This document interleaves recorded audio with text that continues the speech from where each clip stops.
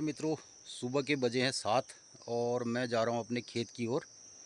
तो आज जाता हूं खेत में और सुबह सुबह ये तोड़ता हूं मैं एक एक पपीते की कोमल वाली पत्ती, ये है ना, और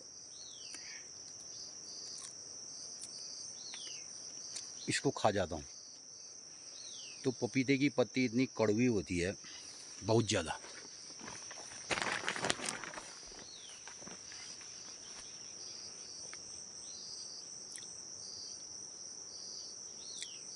बहुत ज़्यादा कड़वी होती है। अब इसको चबा चबा के खाने से 1 घंटे के बाद हमारे मुंह का स्वाद पुनः रिचार्ज हो जाएगा। जो भी खाएंगे बहुत अच्छा लगेगा। और सुबह सुबह ये खाने से बहुत अच्छा फ़ायदेमंद होता है। और बहुत लोग जो आजकल शुगर करते हैं तो उनके लिए तो रामबाणी है। मित्रों, अब मेरे पास बहुत सारे करेले लगने वाले हैं, देखिए ये। और ये पूरी करेले की झाल है, इसमें काफ़ी करेले लगने वाले हैं। ये लगे भी हैं, अभी मुझे टाइम ही नहीं हो रहा है बहुत तोड़ने के लिए। ये ऊपर भी करेले है, देखिए ये।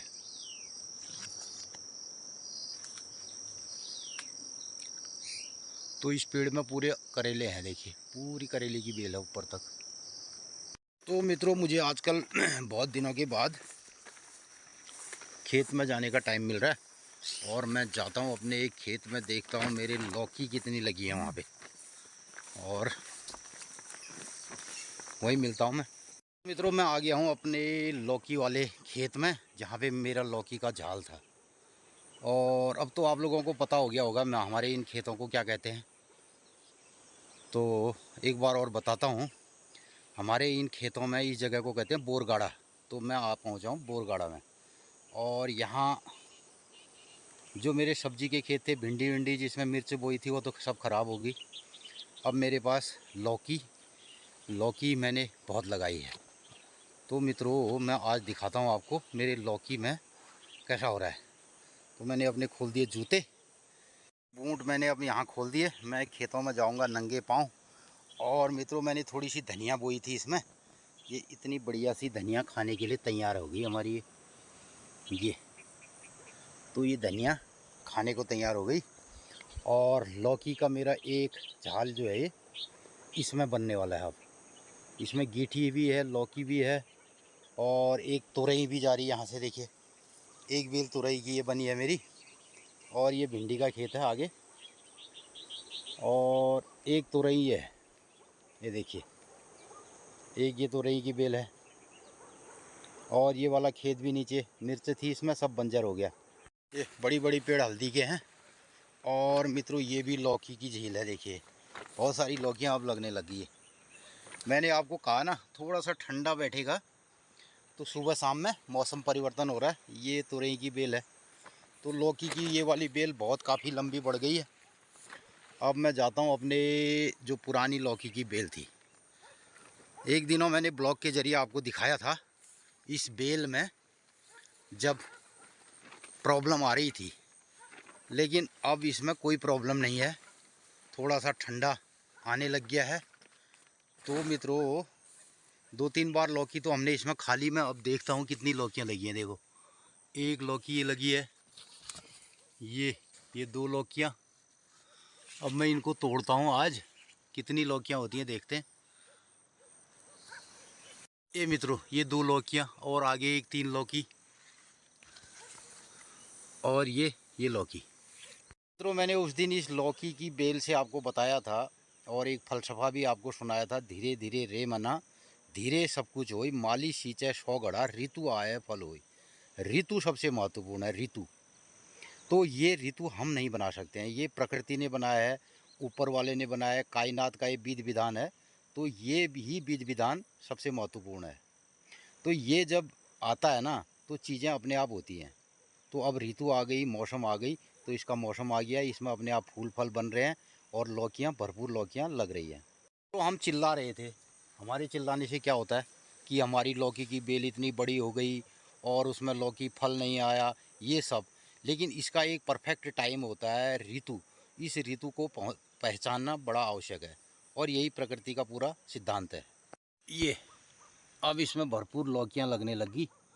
तो मित्रों, आज मैं सोच रहा हूँ अगर ये लौकियाँ ज़्यादा हैं, कितनी होती है, तो मैं इनको भेज देता हूँ भागवत कथा की ओर, और वहाँ पे सारे श्रद्धालु के लिए भोजन सामग्री में और आज की लौकियाँ जाएंगी। देखते हैं कितनी लौकियाँ मेरी निकलती हैं। 5 तो हैं ही, 5 और 6, 7, 8। तो मित्रों बहुत लौकियाँ हैं मेरे पास। गिन लिया, इसमें 8-10 लौकियाँ हैं बड़ी बड़ी। और तो ये लौकी आज जाएंगी उपराड़ा भागवत कथा पाकशाला में, और इसकी एक सब्ज़ी बनेगी। ये ऑर्गेनिक सब्ज़ी और ऑर्गेनिक लौकी। कोई भी हमने कीट को भी इसमें इतने नुकसान हुआ है, अगर मैं इसमें पेस्टिसाइड का इस्तेमाल करता और इंसेक्टिसाइड का इस्तेमाल करता तो शायद 1 महीना पहले से लौकी खाना शुरू कर देता, क्योंकि जितनी मक्खियाँ हैं वो मरती, लेकिन उससे लौकी जहरीली हो जाती। तो मैंने इसमें कुछ भी नहीं किया और आज 15-20 दिन इंतज़ार किया, तो मौसम में थोड़ी चेंज आया और बदलाव आया, तो इसमें फल लगने लग गया।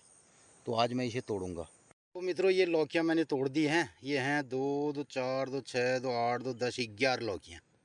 ये देखिए, और इतनी बढ़िया ये लौकियाँ बनी हैं। एक लौकी लगभग कोई तो 2 किलो की भी होगी, 1.5 किलो, 1 किलो से सारे ऊपर की हैं। तो मित्रों, ये सब लौकियाँ अब मैं आज हमारे गांव उपराड़ा में जो भागवत कथा है वहाँ पाकशाला में इनको भेजूँगा, और मैं इसे अब पैक करता हूँ। तो मित्रों, इस तरीके से अब मेरे इसमें पूरे में काफ़ी लौकियाँ इसमें लगेंगी, और क्योंकि इनके लिए एक परफेक्ट मौसम बन चुका है।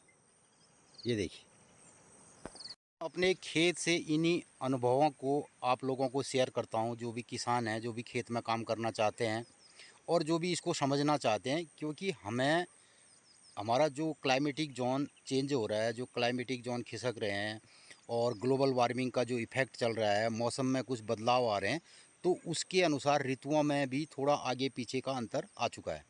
तो हमें उसी तरीके से अपनी खेती पर बदलाव लाने की ज़रूरत है, आने वाले वक्त पर पड़ेंगी। तो मैं खेत से इन सारी बातों को आपको बताता हूँ, और जो अनुभव करता हूँ, जो इतने सालों से अनुभव कर रहा हूँ, उसके आधार पर मैं खुद खेती भी करता हूँ और उसके लिए तैयारियाँ भी करता हूँ। तो इस तरीके से मैंने लौकियों की ये पैकिंग कर दी। अब मैं जाता हूँ घर को। तो मित्रों, आज हम ये लौकी दे दे रहे हैं भागवत कथा में। हाँ, भागवत को ले जाना। ये धो करके हमने रख दी हैं, और ये है ऑर्गेनिक लौकी।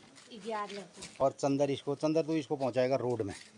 चंदर तो रखा 20 किलो तक तो होगा ही, 20 से 25 किलो। 20 किलो अब तुम खाओगे जब दूसरे उसमें। हाँ, अभी भगवान जी के लिए खाता हूँ क्या है। आज इसको भेज देते हैं हम वहाँ। आज हम तो क्या है, घर का आदमी तो है, हम तो हाँ। उसकी गाड़ी तो नहीं आई होगी ना अभी वहाँ पर। हरिया की गाड़ी एक बार चली गई। तो मित्रों, इस तरीके से सुबह के 8 बजने वाले हैं। दूर माता के दरबार के देवदार के पास से घना कोहरा छाया हुआ है, और ये हमारी ये वैली है, और यहाँ से पूरब की तरफ, और यहाँ कोहरा छाया, इसके पीछे है चिटगल गांव और जिबल गांव और पाताल बनेश्वर। मित्रों, सुबह से काफ़ी मैंने काम कर दिया है। अब 8 बज से हैं, और मैंने लौकी तोड़ करके उपराड़ा की ओर भेज दिए हैं, भागवत कथा स्थल की ओर। और मैं अब करता हूँ अपना स्नान ध्यान, और आप देखिए भागवत कार्यक्रम का शेष भाग। तो मित्रों, हमारा ये कार्यक्रम आपको कैसा लगता है, और हमारा चैनल आपको कैसा लगता है, ये ब्लॉग कैसे लगते हैं, और गांव पहाड़ की इन गतिविधियों से मैं आपको रूबरू कराता हूँ, ये सब आपको कैसा लगता है। अगर ये सब अच्छा लगता है और आपको, प्लीज़ आप एक लाइक, शेयर, सब्सक्राइब हमारे लिए अवश्य करें। नमस्कार, धन्यवाद। और मित्रों, इसी के साथ ही आप देखिए कल की भागवत कथा का शेष भाग। श्रीमन्नारायण नारायण नारायण श्रीमन्नारायण नारायण नारायण श्रीमन्नारायण नारायण। आप हिंदी नारियाँ बता दें क्योंकि पीछे भी बढ़िया श्रोता लोग बैठे हैं, शाहजी लोग बैठे हैं पीछे को, कथा वाले अच्छे हैं। हम तो चेहरा देख करके ही बता देते हैं कि कौन कथा सुनने आया है या कोई खाली टाइम पास करने आ रही जी। महाराज इन चारों का कर्म क्या है? पहला है अध्ययनम अध्यापनम यजनम याजनम अनुग्रहम निग्रहम च। तो मैं आ गया रोज की तरह पाकशाला में और सब लगे हैं यहाँ कारिंदे दे के एक से एक काम चल रहा है।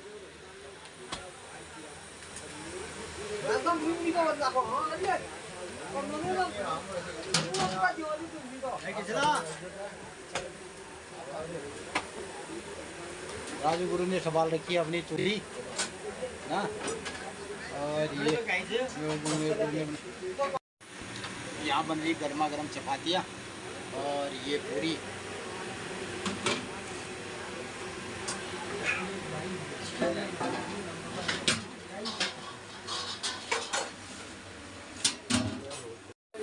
सब लागू हो गया है।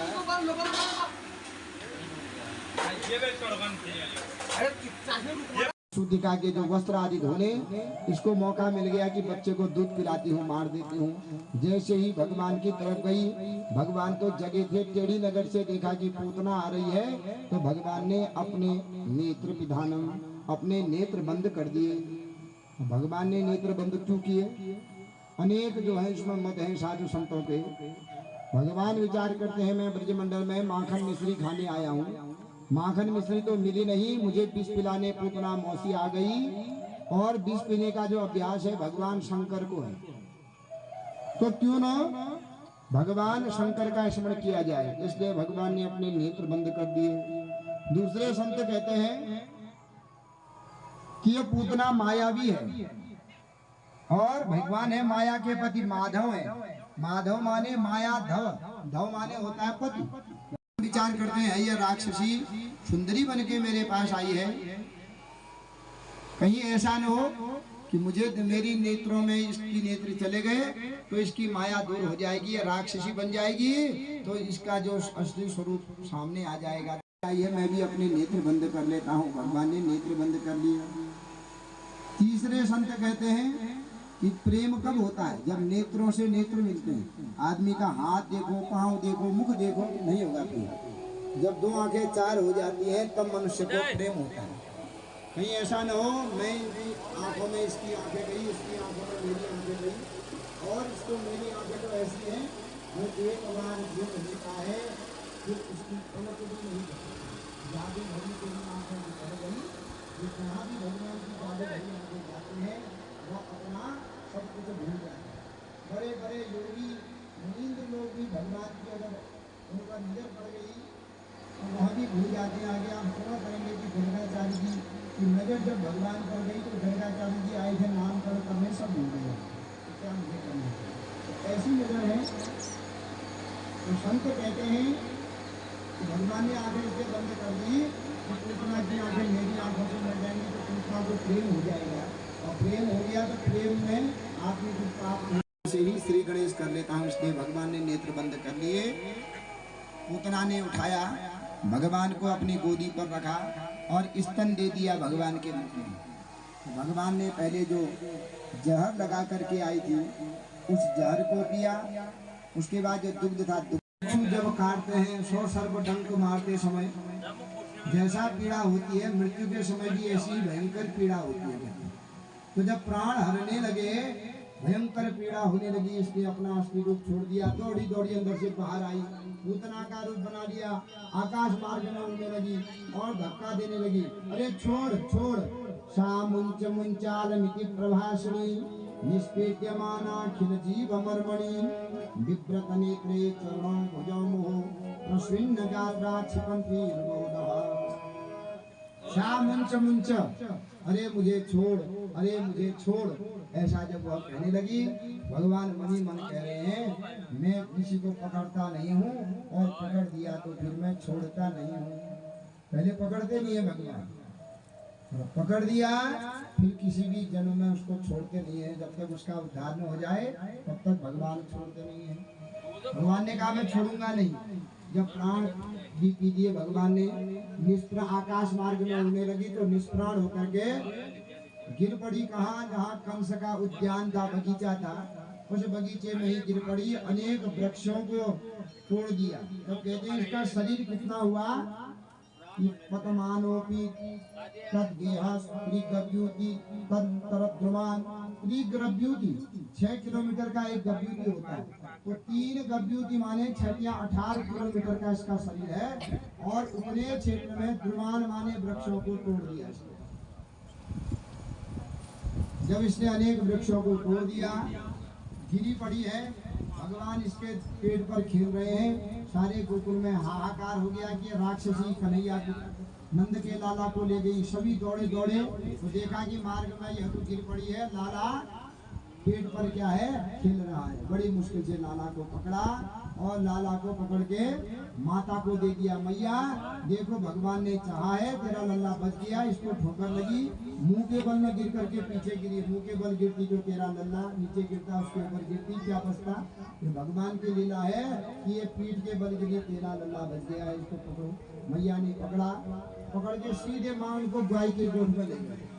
गाय के गोद में पहले गाय के गौमूत्र से नहलाया, फिर गोबर से नहलाया और पंचगव्य से नहला, दूध दही घी आदि के द्वारा नहला करके, पंचगव्य से नहला करके गाय की पूंछ पकड़ करके भगवान को झाड़ रही है। और क्या मंत्र पढ़ रही है, इंद्रियाणि ऋषिकेशः प्राणान् नारायणो वतु श्वेत दीप प्रतिष्ठितम् मनो योगेश्वरो वतु कृष्ण गर्भस्तु ते बुद्धिम् आत्मानं भगवान परः क्रीडन्तं पातु गोविन्दः शयानं पातु माधवः। इस बालक के इंद्रियाणि ऋषिकेश, भगवान ऋषिकेश इस बालक के इंद्रियों की रक्षा करें, प्राणों की नारायण रक्षा करें। योगेश्वर भगवान बालक के मन की रक्षा करें, खेलते हुए गोविंद बालक की रक्षा करें, सोते हुए माधव इस बालक की रक्षा करें। तो भगवान के ही नाम से क्या कर रही है, भगवान को झाड़ रही है। तो बलदाव भी बड़े छोटे हैं, तो भगवान भी 6 दिन के हैं। तो भगवान बलदाऊ से कहते हैं मनी मन, बलदाऊ ये माँ मेरे ही नाम से मुझे झाड़ रही है, ये तो सब मेरे ही नाम है, सीधे गोविंद माधव ये सब मेरे ही नाम से हैं और मेरे ही नाम से मुझे झाड़ रही है। तब बलदाऊ कहते हैं भैया यह कल अब द्वापर युग समाप्त हो चुका है, होने वाला है, कलयुग आने वाला है। और कलयुग में क्या है, जो काम आप नहीं कर पाओगे वह आपका नाम कर देगा, भगवान का नाम उच्चारण करने से। इसलिए कहा गया है कि कलयुग में और कोई साधन नहीं है, एक ही साधन है।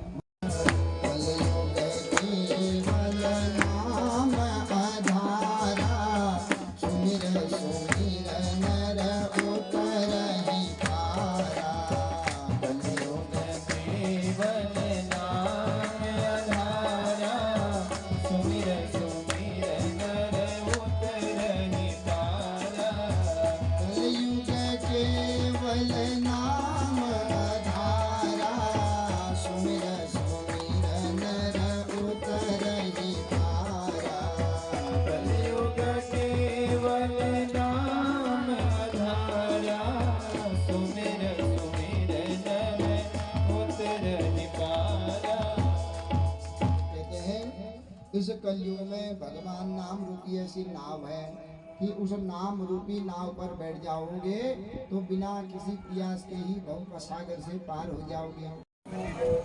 कोई भी इतना बुद्धिमान बलवान शक्तिमान नहीं है जो तैर करके इस भवसागर को पार कर दे।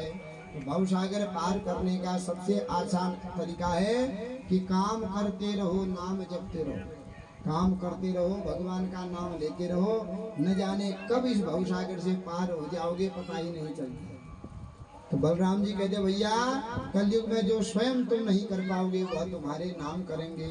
तो माँ ने झाड़ा लगाया, अब सब स्त्रियां कहती हैं भैया अब झाड़ दिया, अब इसको दूध पिला, क्योंकि बच्चा डरा रहता है, बीमार रहता है तो माँ का दूध नहीं पीता। माँ का दूध पी रहा है, इसका मतलब स्वस्थ है, तो दुग्ध पिला। यशोदा मैया ने दुग्ध पिलाया तो भगवान को भूख तो लगी है, भगवान दुग्ध भी पीने लगे। सब समझ गए कि तेरे बच्चे को कोई चोट नहीं आई है, कोई भय नहीं हुआ है, आज भगवान ने ही तेरे लाला की रक्षा कर दी। तो इसे 6 दिन में भगवान ने पूतना को मार दिया। सभी ब्रजवासियों ने क्या किया, उस पूतना को अगर जल में फेंके तो यमुना दूषित हो जाएगी, खड्डा बनावे तो वर्ष बीत जाएंगे। तो लकड़ियां तोड़कर गई थी, चिता लगा दी, और जब चिता लगाई तो ऐसी सुंदर सुगंध उसके शरीर से आई।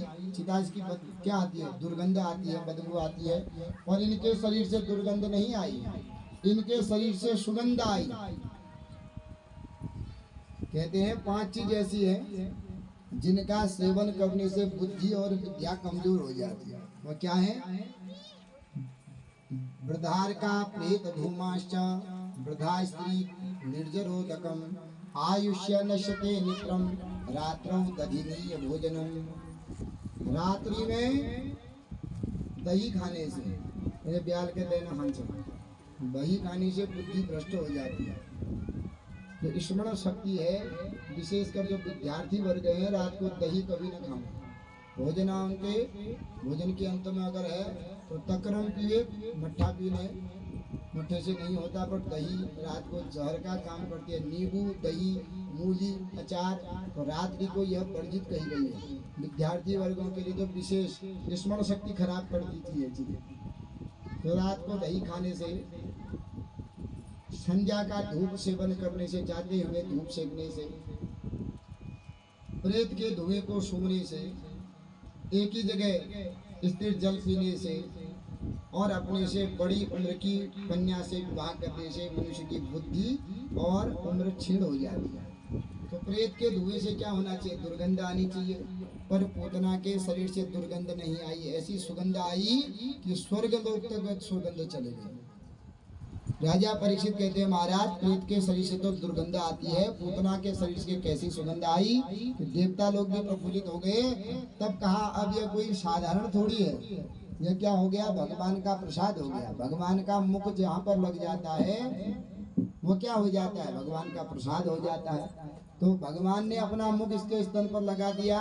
अब यह दुर्गुणी थी, पर भगवान का स्पर्श करते ही यह भगवान की प्रसादी हो गई, और इसके शरीर से सुंदर सुगंध जो है आने लगी। तो इस प्रकार भगवान ने 6 दिन में पूतना का वध किया। भगवान की उम्र 3 महीने की हुई। 3 महीने में भगवान ने तृणावर्त को मार दिया। अभी तक नामकरण नहीं हुआ। वसुदेव ने विचार किया कंस की कारागृह में कि 1 वर्ष का पुत्र हो गया है, नंद बाबा ने अभी तक पुत्रों का नामकरण नहीं किया है। क्योंकि वसुदेव की जो दूसरी पत्नी है रोहिणी, वह नंद बाबा के घर में यशोदा जी के साथ रहती है। जब बलराम जी गर्भ में आए, भगवान ने क्या किया कि यशोदा देवकी के गर्भ से बच्चे को खींच करके योग माया के द्वारा रोहिणी के गर्भ में डाल दिया, और रोहिणी का एक पुत्र भी हो गया। उसके 1 साल बाद भगवान भी देवकी के गर्भ में आए, और यशोदा के वहाँ लालन पालन होने लगा। वसुदेव जी सोचते हैं 1 वर्ष व्यतीत हो गया है, बच्चों का अभी तक नामकरण नहीं हुआ है, तो क्या करना चाहिए, नामकरण करना चाहिए। मैं कैसे करूं, मैं तो जेल में हूँ। उन्होंने अपने गुरु गर्गाचार्य जी को बुलाया, हे महाराज आप जाओ और जा करके नंद बाबा के घर में जो मेरा पुत्र है उनका नामकरण करके। नंद भवन में पहुंचे गोकुल में, तो नंद जी ने बड़ा ही सत्कार किया कि आप मेरे मित्र के गुरु हो तो मेरे भी गुरु ही हो। महाराज आज किम कारणम आगमन अभवेत, आपका किस कारण से आगमन हुआ। अरे यहाँ जो वसुदेव की पत्नी रहती है रोहिणी, उनके पुत्र का नामकरण नहीं हुआ है, इसलिए मैं उनके पुत्र का नामकरण करने यहाँ आया। तब नंद बाबा को याद आई मैंने भी तो अपने पुत्र का नामकरण नहीं किया है, तो क्यों न मैं अपने पुत्र का भी नामकरण कर दूं। अरे गुरुजी बढ़िया समय पर आए हैं, ऐसा करो मेरे पुत्र का भी नामकरण कर दो। नहीं महाराज मैं तुम्हारे पुत्र का नामकरण नहीं कर सकता हूँ। क्यों? क्योंकि अगर मैंने तुम्हारे पुत्र का नामकरण कर दिया, मैं यदुवंश का आचार्य हूँ, बच्चा है वह भी यदुवंश का ही है, इसलिए उसको भी मार देगा। महाराज मैं यदुवंश का ही आचार्य। मैंने तुम्हारे पुत्र को अगर संस्कृतम माने उनका संस्कार कर दिया तो उसको कहीं कंस ऐसा न हो देवकी का पुत्र माने और तुम्हारे पुत्र को मार दे, क्योंकि कंस देवकी के पुत्र जो गर्भगृह से हरण हो गया उसको ढूंढ रहा है भविष्य में, इसलिए तुम्हारे पुत्र का नामकरण नहीं करना। अरे महाराज चुपचाप कर देना। अरे क्या चुपचाप करें, शंख बजानी ही पड़ेगी, मंत्र बोलने ही पड़ेंगे, अगल बगल वाले आएंगे, ये चीजें कोई गुप्त होती है, पूजा पाठ कभी गुप्त में नहीं होती। महाराज ऐसा है, शंख भी मत बजाना, ज्यादा जोर से भी मत पढ़ना, गर्भ भी मत करो। हमारे घर से दूर गौशाला है, खर्क है गायों का, आप वहीं कर दीजिए नामकरण। आप नंद बाबा का कहने पर यह सोचते हैं गर्गाचार्य जी, अरे आया तो मैं उसी का नाम। नंद बाबा जी गर्गाचार्य जी को गाय के गोद में रख करके आए, जो सामग्री दे करके आए, और कहा चुपचाप आओ, बोलो दोनों से और मैं नामकरण कर देता हूँ, रोहिणी और यशोदा से आओ। नंद बाबा घर गए, जा करके कहने लगे देवी अपनी पत्नी यशोदा से, यशोदा हमारे मित्र के गुरु आए हैं, वो कैसे हैं, बड़े ही ज्ञानी हैं, भूत भविष्य वर्तमान के बड़े जानकार हैं, उनके सामने कुछ नहीं छिपता है, आए हैं तो नामकरण करा दे फटाफट। तो तुम भी रोहिणी भी अपने अपने पुत्रों को लेकर के चुपचाप आ जाना, गाय के गोद में, किसी से कुछ मत कहना। नंद बाबा सामग्री लेकर के तैयार होकर के चले गए। संशयात्मक बुद्धि रहती है, संशय बुद्धि माने वहम है, शरीर में ज्यादा वहम होना, शरीर में, पुरुषों में नहीं रहता है इतना। तो ये संशय करने लगी कि बड़े संबोधन दे रहे हैं कि बड़े ज्योतिष के आचार्य हैं, भूत भविष्य वर्तमान के ज्ञानी हैं, तो आज इनकी परीक्षा लें। क्या परीक्षा लें? यशोदा जी कहती है रोहिणी से, रोहिणी ऐसा करते हैं, तुम्हारे पुत्र को मैं पकड़ूं, मेरे पुत्र को तुम पकड़ो। अगर वो सच्ची ज्ञानी ब्राह्मण होगा तो बता देगा, और अगर ऐसा ही हल्का फुल्का वाला होगा तो कुछ नहीं बता पाएगा। तो क्यों न परीक्षा ले। दोनों ने कपड़े पहने, अपने अपने पुत्रों को बदला, वहां पहुंचे, वहां केवल स्वस्ति वाचन कर दिया नंद बाबा के वहां, और कुछ नहीं की पूजा पाठ। स्वस्थ अलंकृतम स्वस्थ वाचनम, सुंदर ढंग से स्वस्ति वाचन कर दिया। स्वस्ति वाचन करने के बाद कहा कि अब मैं तुम्हारे पुत्र का नामकरण करता हूँ। तो नंद बाबा के वाम भाग में यशोदा जी बैठी है, उनकी गोद में बालक को देखा तो समझ गए ये तो चाल है, और इन्होंने क्या कर रखा है, बच्चों को बदल रखा है। तो कहने लगे गर्गवाच, गर्ग जी कहने लगे यशोदा अयम ही रोहिणी पुत्र रमयन सुहृदयी गुणैः आख्यास्ते राम इति बलाधिक्यम बलात् बलम विदुः यदो नाम पृथक भावात् संकर्षणमश्युन्यत आसन वर्णत्रयो ह्यास्य गृणतो नो युगम तनु। अरे यशोदा, मेरी विद्या गणित विद्या ऐसा कह रही है, अयम ही रोहिणी पुत्र, जो तुम्हारी गोद में बालक है, यह किसका पुत्र है? यह रोहिणी का पुत्र है। अब यह कहते ही यशोदा जी को शर्म लग गई। अरे यह तो साक्षात त्रिकाल दृष्टा है। मैं समझती थी कि ज्योतिष खाली होती है, ये ज्योतिष खाली नहीं है। धन्य है ऐसे ज्योतिषी जो केवल पुत्र को देख करके बता देते हैं। अब इतनी ग्लानि हो गई, झट से अपने अपने पुत्रों को बदला। अब क्या कहे महाराज, हम तो अपने पुत्रों में भेद नहीं करती हैं, बात तो बनाना भी जानती हैं स्त्रियां, कोई बात बिगड़ गए हैं महाराज, हम अपने पुत्रों में भेद नहीं करती हैं, दोनों एक ही जैसे हैं। जिस समय जिसको जो पुत्र मिल जाए उसी को पकड़ लेते हैं। जो रो रहा है कोई भी वहां पर उसको दुग्ध पिला देता है, हम भेद नहीं करते। गर्गाचार्य जी मनी मन कहते हैं तुम्हारी नंद बाबा था कौन, कितने घर वाले मेरे भेद लेना रहे, तो नंद बाबा को चपका दी है, वहीं पर मार दे डांट दे। तो गर्गाचार्य जी कहने लगे कोई बात नहीं भैया, मनी मन में कह रहे हैं तुम मेरी परीक्षा लेने आई। ज्योतिष शास्त्र में देवता लोग भी ज्योतिष शास्त्र की पूजा करते हैं, कोई भी कर्म है देवता लोग भी ज्योतिष शास्त्र के अनुसार चलते हैं, और तुम मेरी परीक्षा लेने आई हो। तो बच्चा बदला, अब कह दिया कि अयम ही रोहिणी पुत्र रमयन सुहृदयी गुणैः, इसका नाम राम होगा। बड़े बड़े जो बलवान होंगे इसी का रमण करेंगे, इसलिए इनका नाम राम होगा। रमन्ते योगिन अस्मिन की राम, जिस नाम का आश्रय लेकर के बड़े बड़े लोग रमण करेंगे इसलिए नाम राम होगा। पर पूरा नाम क्या होगा? बलराम, क्योंकि बलाधिक्यम, इनमें बल की अधिकता होगी, हल और मूसल पकड़ने में देर नहीं करेंगे, इसलिए इनका नाम बलराम होगा। यह किसी जन्म में एक माँ के गर्भ से दूसरे माँ के गर्भ में इनको डाला है, संकर्षण किया है, सम्यक्त्याकर्षण खींच करके एक जगह से दूसरी जगह रखा है, तो इसलिए इनका दूसरा नाम क्या होगा?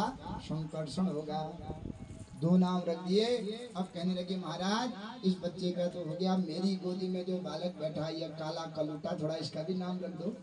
तो जैसे ही गर्गाचार्य जी ने भगवान को देखा तो गर्गाचार्य जी स्वर्गलोक पहुंच गए। अरे जिस भगवान के एक दर्शन करने के लिए बड़े बड़े अमलात्मा विमलात्मा महात्मा लोग जिंदगी भर उसका स्मरण करते हैं, नाम जपते हैं, पर उनको दृष्टिगोचर नहीं होते। आज वह भगवान जो संपूर्ण जगत का नामकरण करता है, सबको ज्ञान देता है, आज मैं उसका नामकरण कर रहा हूँ। तो गर्गाचार्य जी भगवान को देख करके समाधि लग गई, आंख खुली है, मुख खुला है, समाधि लग गई। न भगवान पलक झपक रहे हैं और न गर्गाचार्य जी आंखें बंद कर रहे हैं। 5 मिनट हुआ, 10 मिनट हुआ, 15 मिनट हुआ। यशोदा जी कहने लगी गुरुदेव क्या हुआ? कोई गलत तो नहीं है, बताइए। गुरुदेव तो है ही नहीं, शरीर ही शरीर है, मन तो चला गया भगवान के दिव्य धाम में। तो नंद बाबा से कहा महाराज पूछो। नंद बाबा जी कहने लगे गुरुजी क्या हुआ? गुरुजी को हिलाया, गुरुजी ने हिले न डोले न आंख उड़े, कहीं गुरुजी अटैक तो नहीं हो गया। पकड़ा पानी और गर्गाचार्य जी के मुख में डाल दिया। गुरुजी क्या हुआ? तब वहां गए, अरे क्या हुआ? अरे महाराज गुरुजी क्या हुआ? कोई उपद्रव तो नहीं है बच्चे में? अरे नहीं नहीं कोई उपद्रव नहीं है।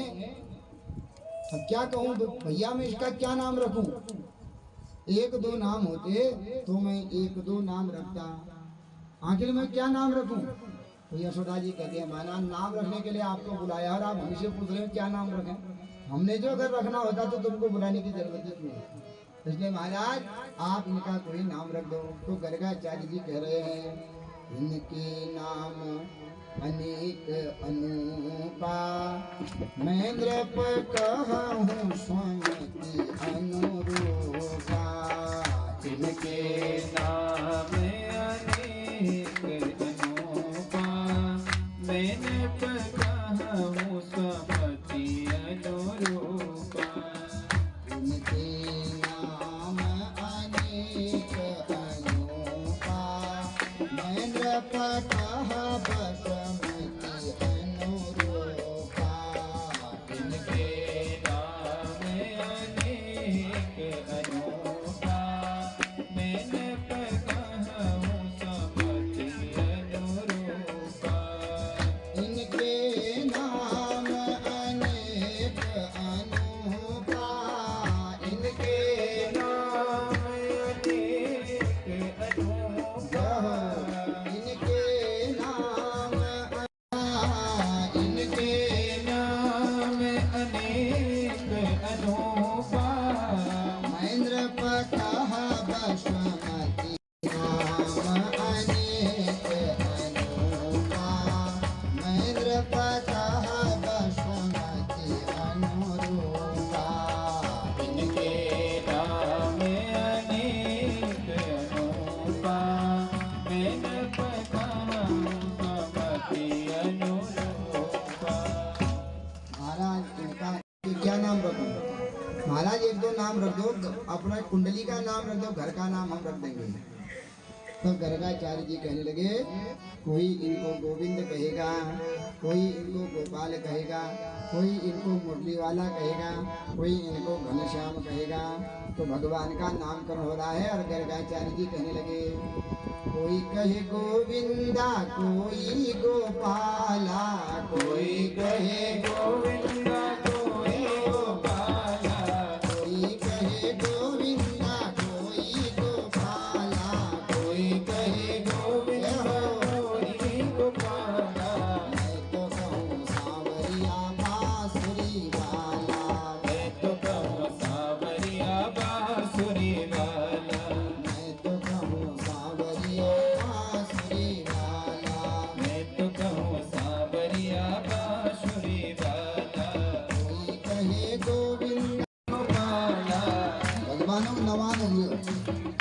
की नमान में जैसा तो साल अलग साथ बधाई गा जाते नाच करो भगवान का गाना गाओ तालियां बजाओ खूब नाम करो है भगवान का आहा कोई कहे गोविंदा कोई गोपाला कोई कहे गोविंदा कोई गोपाला कोई कहे गोविंदा कोई गोपाला कोई कहे गोविंदा कोई गोपाला मैं तो कहूँ सावरिया बांसुरी वाला मैं तो कहूँ सांवरिया बांसुरी वाला मैं तो कहूँ सावरिया बांसुरी वाला मैं तो कहूँ सांवरिया बांसुरी वाला राधा ने श्याम कहा मीरा ने गिरधर राधा ने श्याम कहा मीरा ने गिरधर राधा ने श्याम कहा मीरा ने गिरधर राधा ने श्याम कहा मीरा ने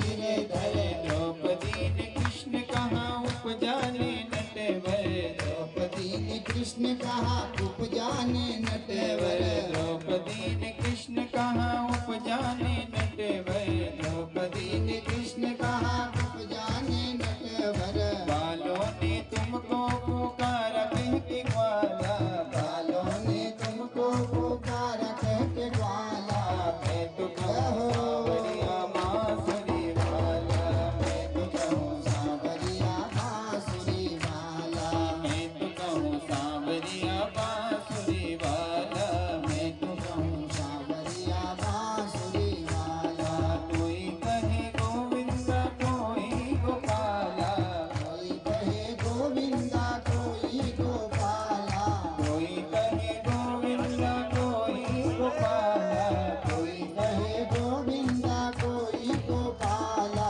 मैं तो कहूँ सांवरिया बांसुरी वाला मैं तो कहूँ सावरिया बांसुरी वाला मैं तो कहूँ सांवरिया बांसुरी वाला मैं तो कहूँ सावरिया बांसुरी वाला मैया तो कहती है कृष्ण कन्हैया मैया तो कहती है कृष्ण कन्हैया मैया तो कहती है कृष्ण कन्हैया मैया तो कहती है कृष्ण कन्हैया घनश्याम कहते हैं बलदाऊ भैया घनश्याम कहते हैं बलदाऊ भैया घनश्याम कहते हैं बलदाऊ भैया घनश्याम कहते हैं बलदाऊ भैया सूरज के आंखों के तुम ही उजाले सूरज की आंखों के तुम ही उजाले मैं तो कहूँ सांवरिया बांसुरी वाला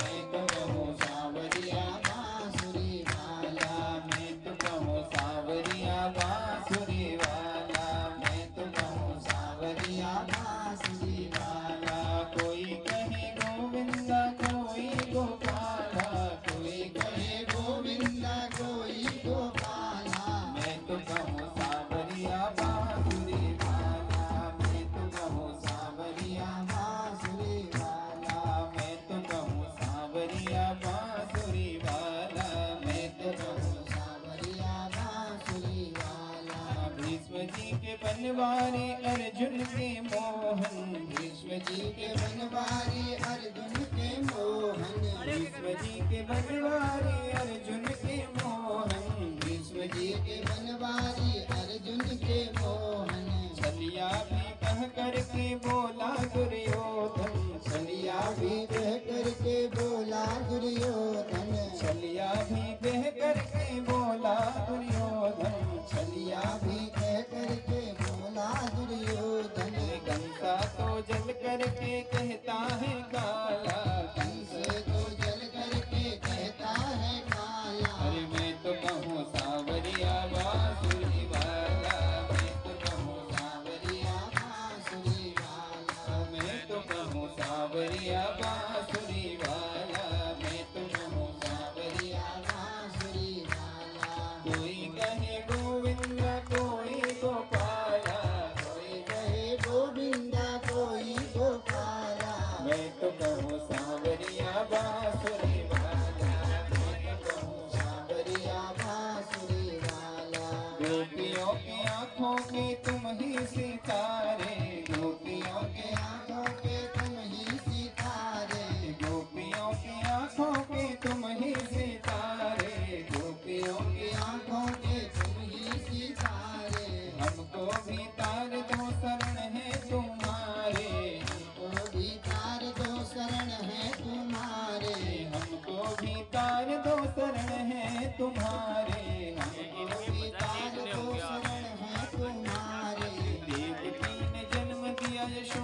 ने पाला, देवकी ने जन्म दिया यशोदा ने पाला, देवकी ने जन्म दिया यशोदा ने पाला, देवकी ने जन्म दिया यशोदा ने पाला।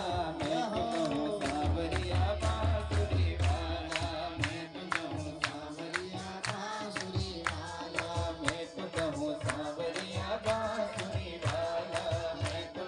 सांवरिया बांसुरी वाला। कोई कहीं गो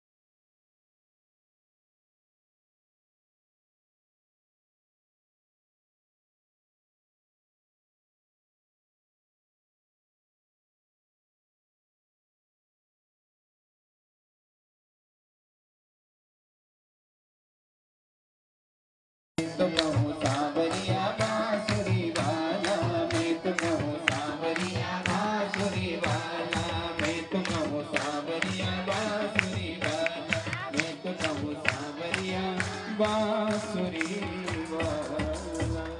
बोलिए सच्चिदानंद भगवान की। तो आखिर नाम क्या रख गुण में जीवे टेढ़ी दामले महाराज का नाम रखे तो बोले नाम का अर्थ होता है। तो इस नाम का अर्थ क्या है? उस नाम का मंगलम नाम यस्य वाची प्रवर्तते भस्मी भवतु तत्सर्वं महापातक कोटयः। कृष्ण कृष्ण ऐसा नाम जिसकी वाची प्रवर्तते, जिसकी वाणी के द्वारा आ जाता है। कोटयः भस्मा पापा भस्मा भवन्ति। करोड़ों अगर उसके पाप भी हैं, एक बार कृष्ण कह ले तो कृष्ण कहने में उसके करोड़ों पाप जल करके भस्म हो जाते हैं। ये महाराज फिर भी समझ में नहीं आ रहा है। नाम का महत्व तो बता दिया, कृष्ण शब्द का अर्थ क्या है। तब कहा यह कृष्ण के नीचे क के नीचे क्या लगी रहती है? री लगी रहती है ना, री। री कैसी होती है? जो मछली पकड़ते हैं उनकी बरसी कहते हैं, ऐसी होती है ना। उसमें थोड़ा आटा लगा दिया, डाल दिया नदी में, मछली आटे को खाने आती है, बरसी में फंस गई और जितना छटपटाती है बाहर निकलने का प्रयास करती है उतना उसमें धंसते जाती है वह मछली। माने उस बर्छी से भी मछली बच नहीं सकती। तो कृष्ण नाम रूपी ऐसा जो है बर्छी है, जिसको भगवान ने पकड़ लिया या जिसने उस कृष्ण रूपी ग्रह को पकड़ लिया, उसमें ऐसा फंस जाता है फिर और जगह जाने की जरूरत नहीं। ऐसा रस आ जाता है उसमें कि उस रस के सामने और देवता रूपी रस फीके पड़ जाते हैं। भगवान नाम का ऐसा रस है, इसलिए इसका नाम कृष्ण होगा। महाराज कृष्ण शब्द नहीं कहा जा रहा है, दूसरा नाम रख दिया। तो दूसरा नाम रख दिया, इनका नाम होगा हरि। अरे हरि शब्द का अर्थ क्या है? हरति भक्त जनानाम रोगम शोकम दुखम दरिद्रम इति हरि। जो अपनी शरण में आए हुए का रोग शोक दुख दरिद्र अल्प मृत्यु सब हर लेता है, उसका नाम है हरि। इसलिए इसका नाम हुआ हरि। या कृष्ण बड़े का नाम है शंकरषण और बलराम, चार नाम रख दिए। दक्षिणा जी गर्गाचार्य जी चले गए, मैया लोग भी उनको लेकर के आ गई और यशोदा जी कहने लगी भैया इतने बड़े नाम मेरे कहने तो नहीं होते हैं, मैं बूढ़ी हूँ, ऐसा करते हैं घर के नाम रखते। और कृष्ण का नाम रख दिया कनुआ। तो कनुआ और बलुआ घरों का नाम बिगाड़ देना है ना, घरा नाम। वैसे कृष्ण नाम है कनुआ, बलराम नाम है बलुआ। तो यह नाम रख दिया। और मैया बार बार इन्हीं नामों से इनको पुकारने लगी। भगवान पाँव के बल जब चलते हैं तो अनेक प्रकार की जो है घुटनों के बल चलते हुए अनेक। आज एक साथ आकर के मैया से शिकायत कह रही है, मैया तेरा जो कन्हैया है आए दिन हमारे घर में क्या करता है? चोरी कर देता है। मैया कहती है झूठ बोलती हो, मेरे घर में 9 लाख गैया हैं, दूध दही मक्खन घी की कोई कमी नहीं है, मेरा घर लड़का क्यों आएगा तुम्हारे घर में चोरी करने? तो आज सभी गोपियां कहती हैं मिल करके जाएंगी, तो वहाँ शिकायत करती हैं। तो असमय में आकर के बच्चों को खोल देता है, सारा दूध पिला देता है। क्यों छिप रहा है? तूने इनके बचनों को खोला? हाँ भैया खोला। तो क्यों खोला? ये बेचारी दिन भर गायों को जो है दूध दंजी करके खिलाती हैं और तू ठीक समय में इनके बचनों को खोल देता है। क्यों खोलता है बताऊं? ये गोपियां बड़ी ही चालाक है। ये क्या करती हैं? दूध लगाने गई तो बछड़े को खोल करके माँ के जो गाय का कीला है उस पर बांध देती है। गाय अपने बछड़ों को चाटती है तो चाटते चाटते गाय को वात्सल्य रस में दुग्ध निकलने लगता है तो यह सब दुग्ध लगा देती है और अंत में बछड़े को दूध नहीं पिलाती, जहाँ से खोला वहीं बांध देती है। बच्चे के हिस्से का भी दूध ला लेती है, इसलिए मैं उनका हिस्सा उनको दिला देती हूँ। तो मैया ने कहा ठीक किया मेरे लल्ला ने, गाय दूध देती अपने बच्चे के लिए, हम तो चोर हैं जो उसके बच्चे का हिस्सा ले लेते हैं। पर और भी चोर रहे तो थोड़ा पहले थोड़ा लास्ट में तो देना ही चाहिए, ये धर्म नियत है। क्योंकि गाय का कितना भी दूध लगा लो, गाय अपने बछड़े के लिए थोड़ा दूध छिपा ही रखती है। बात चल रहा है। और उनका हिस्सा जो नहीं दे रहा है तो पाप गाय का दूध थोड़ी दे रही है, उसका हिस्सा तो गाय का जो है रक्त दोहन कर रही है, तो गाय का बछड़े का हिस्सा मार करके ठीक किया मेरे लाला ने। वो बेचारी चली गई। दूसरी आई स्नेयम स्वाद मैया तेरा लल्ला मेरे घर में आया, बहुत माखन की मटकियां थी, पहले इसने खाई, अपने मित्रों को खिलाई। जब यह सब भर गए इसने ऐसी आवाज लगाई कि बंदर आ गए और बंदरों ने भी में क्या किया? भांडम भिनती मटकों को फोड़ करके चला गया। मैया ने कान पकड़ दिया, लाला तुमने ऐसा क्यों किया? किया? हाँ मैया किया। क्यों किया? मैया हम लोग जा रहे थे गांव से तो इस गोपी के घर से बड़ी ही दुर्गंध आ रही थी। कैसी? ढिनर सड़िया बास खराब हो घर सांस सड़ जाते सड़ जा माखन। हमने सोचा क्या यह कोई शमशान है क्या, या कोई जीव मरा तो नहीं है, यहाँ से दुर्गंध क्यों आई है? अंदर गए तो इसके घर में अनेक घड़े हैं, उनमें दही और मक्खन बड़े सड़े हुए हैं। हमने सूंघा तो ऐसी दुर्गंध आई, हमने सोचा यह किसी को खिलाएगी तो वो बीमार हो जाएगा, इसलिए हमने क्या किया? बंदरों को बुलाया। बंदर थे तो हमने बंदरों को बुलाया, तो बंदर के सामने मटका रखा। तो बंदर क्या करता है? खाने से पहले बंदर सूंघता है। बंदर का नाम है मरकट। मरकान भोक्षण विभजति ने चेत पांडम विनस्ति। मरकान देखो, हर जीव भगवान ने ऐसा बना रखा है, एक मानव और एक बंदर छोड़कर, या तो मारेगा ही या तो काटेगा। कुत्ता काटेगा, मार नहीं सकता, गाय मारेगी काट नहीं सकती, और बंदर ऐसा है मारता भी है काटता भी है, थप्पड़ भी मारेगा और काट भी देगा। फिर मनुष्य और बंदर ऐसे हैं जो मारते भी, हाथ से भी मुख से भी प्रहार करते हैं। और ऐसे नहीं, कोई कुत्ता मुख से करेगा तो हाथ से नहीं करेगा, गाय मुख से सींग से करेगी तो पाँव से नहीं करेगी। लेकिन बंदर ऐसा है जो थप्पड़ भी मारते रहता है, ज्यादा करोगे तो काट भी जाएगा। इसलिए उसका नाम मारे की काटे की मरकट, जो मारता भी है काटता भी है, उसका नाम इसलिए मरकट है। भैया बंदर थे, हमने बंदरों को बुलाया। बंदर के सामने जब मटकी रख दी तो क्या हो गया? बंदरों ने सुबह ब्रह्म मुहूर्त में 4 बजे उठ जाते हैं, तो वो उठने लगे, जितना उठे मेरी चुटिया के द्वारा और नीचे को आए, और उठे और नीचे को आए, और उठे और नीचे को आए। अंत में उन्होंने देखा कि आखिर हो क्या रहा है, तो उन्होंने जब देखा कि मेरी चुटिया अब शिखा को अपनी चुटिया में बांध रखी है, उनको इतना क्रोध आ गया, बिस्तर में ही सुबह सुबह 2 थप्पड़ मार दिए और इतना जो है क्रोधित हो गए। माँ आज 1 हफ्ता हो गया है बोल नहीं रहे मेरे लिए। कन्हैया तूने ऐसा किया? हाँ मैया किया। क्यों किया? माँ ये और समय कहती है मेरी कमर दर्द है, मैं घर का काम नहीं कर सकती हूँ, ऐसा नहीं कर सकती हूँ, घूमने 4-4 किलोमीटर जाती है, घर का काम करने के लिए बीमार है, घूमने के लिए कहो, खाने के लिए कहो, सब करती है। अगर हम सब तब से हमने घरों काम में कर सकने पर घूमने दिन को आला रात में ब्याल खाना दूर दूर जाना है, घर का काम जो करना, फिर बीमारी नहीं हुआ, अभी घूमने की जरूरत ही क्या है? तो माँ ये क्या करती है? बीमार होकर के सोए रहती है, 8 बजे उठती है। इसका पति बेचारा 4 बजे उठता है, बिस्तर में चाय लेकर के जाता है, तब ये बड़ी मुश्किल से उठती है। तो माँ तब मैंने सोचा कि ये सुबह पति उठेगा तो पति के साथ उठ जाएगी, है घर का थोड़ा काम करेगी, बीमार प्रातः काल जो उठता है उसका रोग दूर हो जाए, क्योंकि प्रातः काले या निद्रा सब पुण्य क्षय कारणी। प्रातः काल की जो निद्रा होती है वो पुण्यों का नाश कराने वाली होती है। ब्रह्म मुहूर्त के बाद 4 बजे बाद नींद अच्छी आती है, पर 4 बजे बाद जो मनुष्य सोता है उसके पुण्य क्षीण होते रहते हैं। इसलिए ब्रह्म मुहूर्त में उठ जाना चाहिए। सूर्य उदय होने से पहले नहा तो लेना ही चाहिए, सूर्य उदय होने से पहले। तो इसलिए माँ 8 बजे उठती है। मैया ने कहा ठीक किया मेरे लाला ने। स्त्री का धर्म क्या है कि फूल तोड़ करके जल तोड़ करके मंदिर में पूजा के लिए रखे, पति के पूजा करने तक उसको चाय पानी आदि दे और पति से सेवा करवाती है। ठीक किया मेरे लाला ने। तो वह बेचारी की शर्म के मारे न कुछ बोली, पीछे को चली गई। चौथी आई, मैया क्या बताऊं, तेरे लाला ने मेरी कन्या को डरा दिया। क्या डराया? जब मेरे घर और जाते समय कान में कह करके गया हवा आ गया। तो हवा कहा तो मेरी कन्या उठने लगी।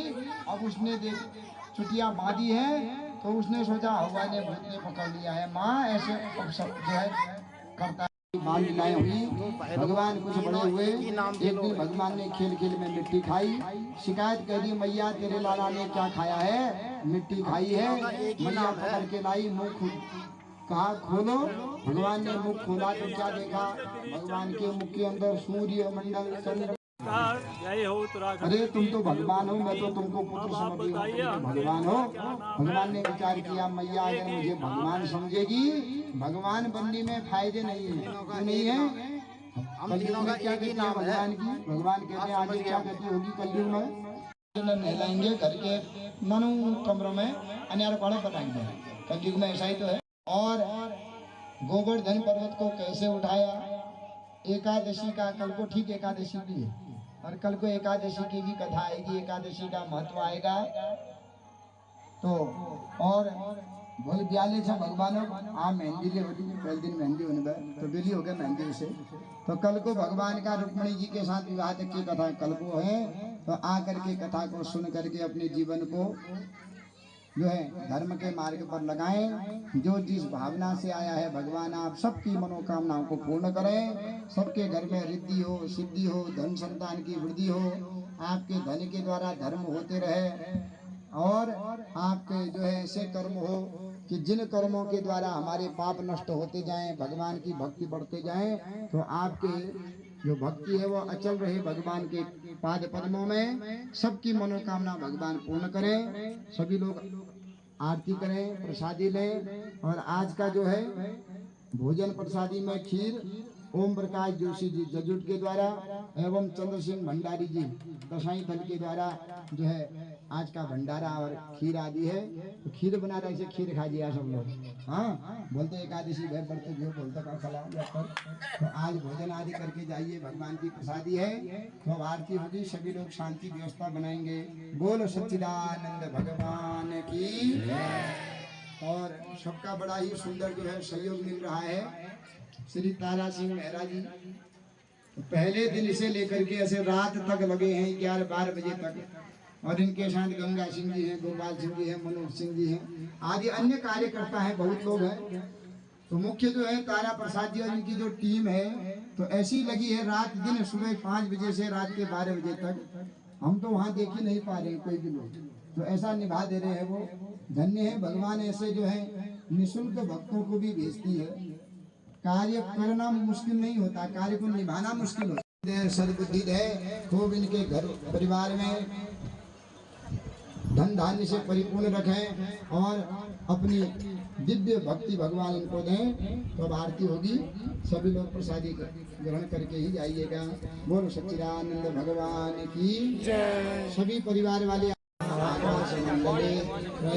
व्यापिनी ज्वाला ज्वाला नमोस्तुते ज्वाला मालिन्यै नमः। समय विषय कृष्णां भूतदयां विस्तारय तारय संसार सागरतः दिव्यध्वनि मकरन्दे परिमल परिभोग सच्चिदानन्दे। भागवत भगवान की है आरती, पापियों को पाप से है आरती। श्री भागवत भगवान की है आरती, पापियों को पाप से है तारती। भागवत भगवान की है आरती, पापियों को पाप से है तारती। श्री भागवत भगवान की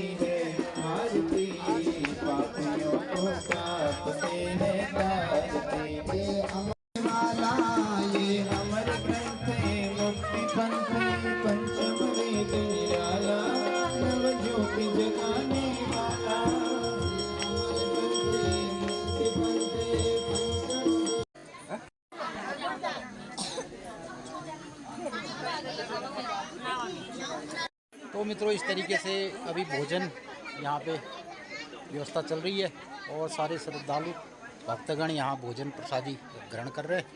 तो मित्रों इस तरीके से आज के कथा के समापन के उपरांत सभी श्रद्धालु लोग यहाँ पे भोजन कर रहे हैं और बहुत लोग अपनी भोजन की बारी के इंतज़ार में हैं। और इस तरीके से ये तो मित्रों कैसा लग रहा है आपको भागवत का कार्यक्रम और भोजन? बहुत अच्छी व्यवस्था है। तो भाई गांव पहाड़ की ये व्यवस्था आपको कैसी लगी? और ऐसा ही होता है मित्रों हमारे गांव पहाड़ में, और लोग आनंद। आधुनिक रूप से तो बहुत ही बढ़िया। तो मित्रों इस तरीके से सब लोग भोजन ग्रहण कर गांव पहाड़ उपराड़ा में ये कार्यक्रम बहुत जोरदार तरीके से लोग बाग कर रहे हैं और सारे हमारे कार्यकर्ता लगे हैं और लोग भी अपनी बारी के इंतज़ार में हैं। काफ़ी श्रद्धालु हैं आज।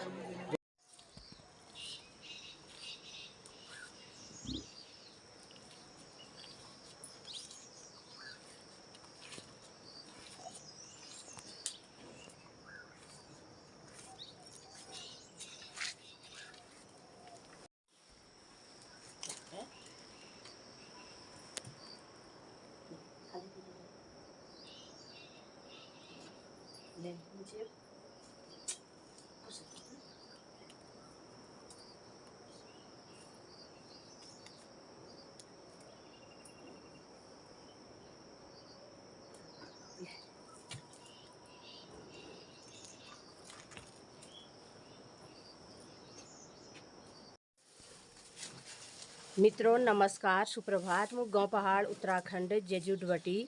तो हम लोग उठवेर अपन दिनचर्या में लग गया। आजुक दिनचर्या 13 अगस्त 2023 रविवार, श्रावण कृष्ण पक्षी और श्रावण 28 गते, सूर्य दक्षिणायन, वर्षा ऋतु, द्वादशी तिथि। तो मित्रों ये लबटी माँ हाट कालिका मंदिर दिखी रही हो, देवदार दिखी रहान, भजन लाग रहान। आजुक दिन आप लोगन ही शुभ हवा, मंगलमय हवा, जी रहा जाग रहा। चैनल का लाइक सब्सक्राइब कमेंट करने रहा। मित्रों रत्ते 8 बजान आप लोगन का दिनचर्या दगाड़ 5वां दिन भागवत कथा कस लगो ये मैं अपन राय प्रतिक्रिया कमेंट जरूर कर। नमस्कार, धन्यवाद।